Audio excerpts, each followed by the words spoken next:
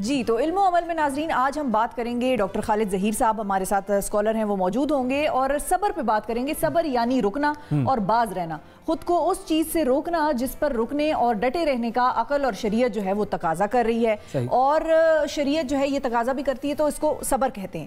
اللہ تعالیٰ نے قرآن مجید میں ارشاد فرمایا ہے، اور صبر کرو بے شک اللہ صبر کرنے والوں کے ساتھ ہے۔ سورہ انفال کی آیت نمبر 46 ہے۔ اور آج اگر ہم اپنے آس پاس دیکھیں، نفسا نفسی کا دور ہے، اس دور میں صبر کی ضرورت زیادہ ہے، کیونکہ آپ کو انسیٹسفیکشن ہونے لگ جاتی ہے۔ بہت ساری چیزیں آپ کے پاس ہوں گی اور ہوتے ہوئے بھی آپ جو ہے انسیٹسفیکشن قسم کی ایک فیلنگ آپ کے اندر ہوتی ہے کہ یہ نہیں ہے میرے پاس، وہ نہیں ہے میرے پاس، حالانکہ آپ کے پاس بہت کچھ ہے جو بہت سارے لوگوں کے پاس نہیں ہے۔ تو ہم صبر کیوں نہیں کرتے، اور صبر کا طریقہ کیا ہے، کس طرح سے اپنے اندر یہ صبر کی فیلنگ جو ہے وہ پیدا کریں، کیونکہ اللہ تعالیٰ کو صبر کرنے والے پسند ہیں۔ اس پر ہم بات کریں گے۔ ڈاکٹر خالد ظہیر ہمارے ساتھ ہیں۔ السلام علیکم ڈاکٹر صاحب۔ وعلیکم السلام۔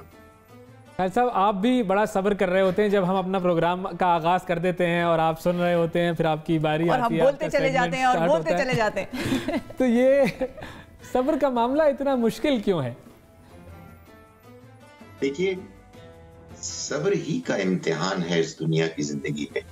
قرآن مجید کو جب ہم پڑھتے ہیں تو معلوم ہوتا ہے کہ یہ زندگی کا امتحان جس میں اللہ نے ہم سب انسانوں کو ڈالا ہے، وہ یا شکر کا امتحان ہے یا صبر کا امتحان، یا اللہ تعالیٰ آپ کو کچھ دے کے آزماتا ہے یا آپ سے کچھ لے کے آزماتا ہے۔ صبر کا امتحان یہ ہے کہ آپ کو ایک نظریہ، ایک نقطہ نظر، ایک آپ کا ایمان کنونس کیے ہوئے ہے زندگی کے بارے میں، لیکن آپ کو قدم قدم پر مشکلات آتی ہیں، قدم قدم پر آپ کو ٹیمپٹیشنز، لالچ ہے کہ جو اپنی طرف کھینچتی ہیں، تو آپ ان تمام مشکلات اور ان لالچوں کے ہوتے ہوئے اپنے آپ کو اپنے نظریے پر قائم رکھیں، یہ صبر ہے۔ اللہ تعالیٰ نے قرآن مجید میں یہ بتایا ہے کہ انسان کو آخرت میں جنت ملے گی صبر کی بنیاد۔ اولئک یجزون الغرفۃ بما صبروا، سورہ فرقان کے آخر میں فرمایا کہ یہ وہ عباد الرحمن اللہ کے بندے ہیں جن کو اونچے اونچے محلات جنت میں ملیں گے، اس وجہ سے کہ دنیا میں انہوں نے صبر کیا۔ تو صبر اصل میں ہمارے وجود سے اس بات کا ثبوت ہوتا ہے کہ ہم جن حقیقتوں پر ایمان لائے ہیں ہم واقعی ان کو مانتے ہیں، ورنہ ظاہر ہے کہ زبان سے تو بہت سی چیزیں ماننے کا دعویٰ کرنا کوئی مشکل نہیں ہے۔ اس دعوے کو ثابت آپ کرتے ہیں جب آپ مشکلات میں اور ٹیمپٹیشنز میں، لالچوں میں ان کو نظر انداز کر کے اپنے موقف پر قائم رہتے ہیں۔ تو ڈاکٹر صاحب، آپ کا جو اپنا مشاہدہ ہے زندگی کا، اس میں آپ کو کیا لگتا ہے ہم کون کون سے دنیاوی جو معاملات ہیں ان میں بے صبرے ہو جاتے ہیں یا بے صبرے رہتے ہیں اکثر ہی؟ آپ کا کیا؟ ایک تو رزق کا معاملہ تو ہے میرے خیال میں سب سے بڑا شاید ہوتا ہو اس کے اندر، جس میں ہم بے صبرے ہو جاتے ہیں کہ بہت جلدی اور بہت سارا چاہیے۔ آپ صحیح کہہ رہے ہیں، لالچ ہوتی ہے کہ جو میری موجودہ معیار زندگی ہے اس سے مجھے بڑھ کر ملنا چاہیے، چاہے جائز چاہے ناجائز طریقے سے۔ بعض اوقات یہ ہوتا ہے کہ ہمیں کوئی کرٹیسائز کرتا ہے یا ہمیں کوئی ذرا مشکل پیش آتی ہے، کچھ تنگی، اپنی ضرورت پوری ہوتی ہوئی نظر نہیں آتی، ہم بے صبرے ہو جاتے ہیں۔ یہ چھوٹے چھوٹے اریٹنٹس ہوتے ہیں جو آپ کو اس طرف مائل کرتے ہیں کہ آپ جس نقطۂ نظر کو صحیح مانتے ہیں، یعنی اس کائنات کا ایک خالق و مالک ہے، یہ دنیا امتحان کے لیے بنائی گئی ہے، اللہ نے اپنے پیغمبروں کے ذریعے سے ہمیں ہدایت دی ہے جس پر ہمیں چلنا ہے، اور اللہ کی عبادت میں اپنے آپ کو مطمئن رکھنا ہے، ان چیزوں سے وہ ہٹانے کی کوشش کرتی ہے۔ تو میں نے گزارش کی نا کہ یہ جو اریٹنٹس ہوتے ہیں، یہ جو ہمیں ڈسٹریکٹ کرنے والی چیزیں ہوتی ہیں، یہ ہمارے ایمان کا امتحان لینے کے لیے، اگر ہم ان سب کے باوجود سیدھے راستے پر قائم رہیں، اپنے اخلاق کا دامن نہ چھوڑیں، اللہ، آخرت اور اللہ کے پیغمبر صلی اللہ علیہ وسلم پر اپنے ایمان کو مضبوط رکھیں، تو یہ صبر کا مظاہرہ ہے۔ اور یہی اصل میں اس بات کا ثبوت ہے کہ ہم نے صرف زبان سے ان چیزوں کو نہیں مانا، بلکہ ہم اس پر پوری طرح سے مطمئن ہیں، چنانچہ ہم صابر ہیں۔ صحیح. اچھا سر، میں یہ مجھے سورہ عصر یاد آتی ہے اس وقت، جس میں اللہ تعالیٰ آخر میں وہ کہتے ہیں نا وتواصوا بالحق وتواصوا بالصبر. تو یعنی کہ وہ جو حق کا راستہ ہے اس پر صبر کرنے کے مراحل ہمیشہ آئیں گے، یہ لازم و ملزوم ہے، کیا ایسا ہی ہے؟ ایسا ہی ہے. یعنی آپ یوں سمجھیے کہ اس کو یوں بھی آپ کہہ سکتے ہیں اور یوں بھی کہہ سکتے ہیں کہ اصل میں یہ سورہ مبارکہ یہ کہہ رہی ہے کہ وہ لوگ کہ جو اللہ کے ہاں کامیاب ہوں گے وہ ایک دوسرے کو حق کی تلقین کرتے ہیں اور حق پر ثابت قدم رہنے کی تلقین کرتے ہیں. اس لیے کہ حق جب بھی آپ اختیار کریں گے تو مشکلات، تکالیف، آزمائشیں آئیں گی. یہ اللہ کا قانون ہے. اس لیے کہ ان تکالیف اور ان ٹیمپٹیشنز، لالچوں ہی کے نتیجے میں تو آپ ثابت کریں گے کہ آپ نے حق کو مانا ہے یا نہیں مانا. بالکل بالکل صحیح. اچھا، میں ایک اور چیز پوچھنا چاہوں گا کہ کیا کوئی زندگی میں ایسے مراحل بھی ہیں کہ جس میں صبر نہیں کرنا چاہیے؟ کیونکہ ہم تو ہمیشہ یہی پڑھتے ہیں کہ بھائی صبر تو کرنا ہی ہے، ہر دفعہ ہر حال میں کرنا ہے. تعلیم حاصل کرتے ہیں میرا خیال ہے ایگزام سے پہلے پڑھ لینا چاہیے، اتنا صبر نہ کریں کہ پھر آپ رہ ہی جائیں. اچانک سے یہ میرے ذہن میں آیا، میں ڈاکٹر صاحب سے پوچھا جائے.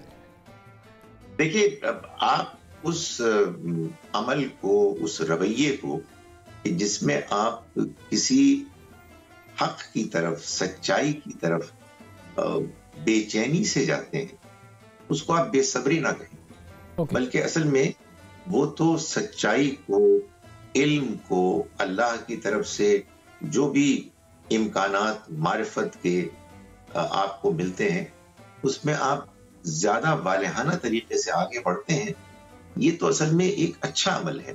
اس میں آپ یہ کہہ سکتے ہیں کہ ہمیں توازن رکھنا چاہیے. کہیں ایسا نہ ہو کہ ہم مثال کے علم کے حصول میں یا عبادت میں اپنے توازن کو کھو کے باقی دوسرے حقوق کو ادا کرنے سے محروم ہو جائیں یا ان کو ہم نظر انداز کر دیں، جو کہ بہرحال ہمارے اوپر عائد ہوتے ہیں.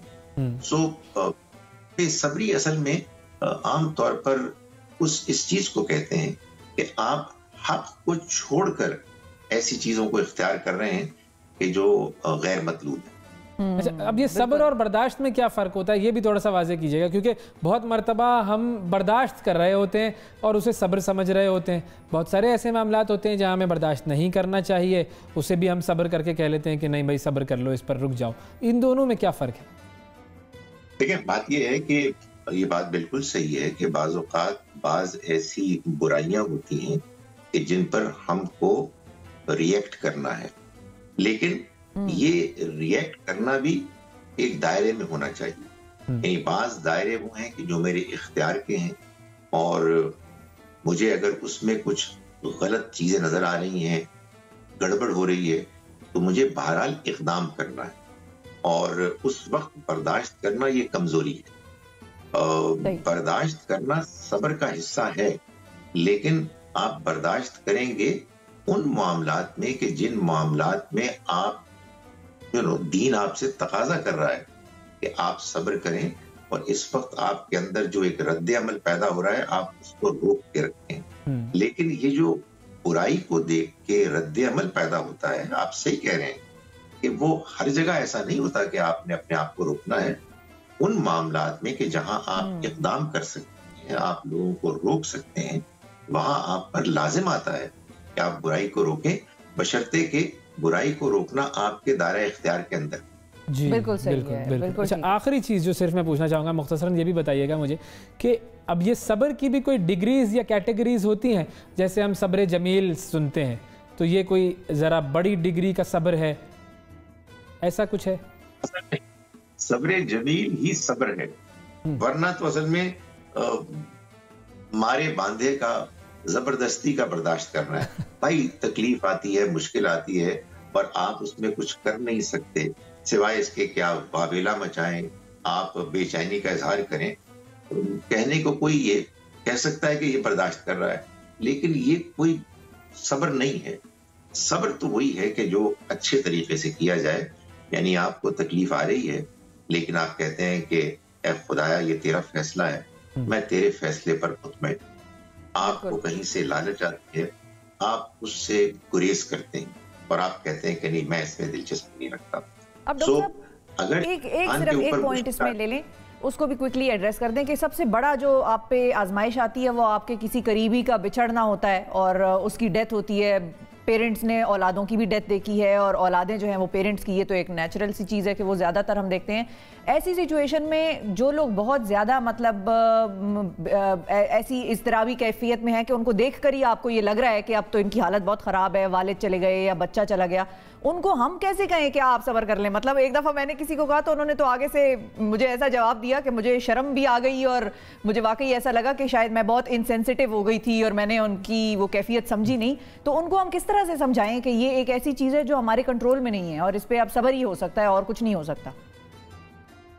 آپ نے یہ بڑا اچھا سوال کیا, لیکن میں آپ کے اسٹیٹمنٹ کے آخری حصے سے کچھ اختلاف کروں گا کہ نہیں اب تو کچھ صبر ہی ہو سکتا ہے, کچھ نہیں ہو سکتا. یہ صبر نہیں ہے. اچھا, ہم کسی عزیز کے بچھڑنے پر اس لیے اپنے آپ کو کنٹرول میں رکھیں گے اور اللہ کے فیصلے کو قبول کریں گے اس لیے کہ ہمیں اللہ تعالیٰ کے اس دنیا کے ڈیزائن کے بارے میں اطمینان ہے. یہ زندگی عارضی ہے. جب بھی کوئی شخص دنیا سے رخصت ہوتا ہے تو ہمیں یہ بات معلوم ہے کہ اس کا اس دنیا سے رخصت ہونا اللہ کے ہاں پہلے سے طے تھا. نہ اس کی زندگی اس سے زیادہ ہو سکتی تھی, نہ اس سے پہلے وہ جا سکتا تھا. وہ جہاں جا رہا ہے وہ وہی جگہ ہے جہاں ہمیں بھی جانا ہے. اور اگر ہم بھی ایمان اور نیک عمل کے ساتھ دنیا سے رخصت ہوئے اور جانے والے بھی جو ہم سے پہلے چلے گئے وہ بھی ایمان اور نیک عمل کے ساتھ دنیا سے رخصت ہوئے, تو یہ اللہ کا وعدہ ہے کہ وہ ہم کو دوبارہ اکٹھا کر دے گا کہ اس دنیا سے زیادہ بہتر دنیا میں, جہاں ہم انشاءاللہ ہمیشہ ایک ساتھ رہیں گے خوش اور مطمئن. جب کسی شخص کو اللہ کے بتائے ہوئے اس پورے وعدے نقشے پر اطمینان ہوگا تو غم تو جانے والے کا پھر بھی ہوگا, لیکن بس ایک حد ہی میں ہوگا, پھر انشاءاللہ انسان صبر کرے گا. تو یہ بات سمجھانی چاہیے. بالکل بہت شکریہ ادا کریں گے. ڈاکٹر خالد ظہیر ہمارے ساتھ موجود تھے, صبر کے حوالے سے بات کر رہے تھے. اللہ تعالیٰ ہمیں صبر کرنے والا بنائے.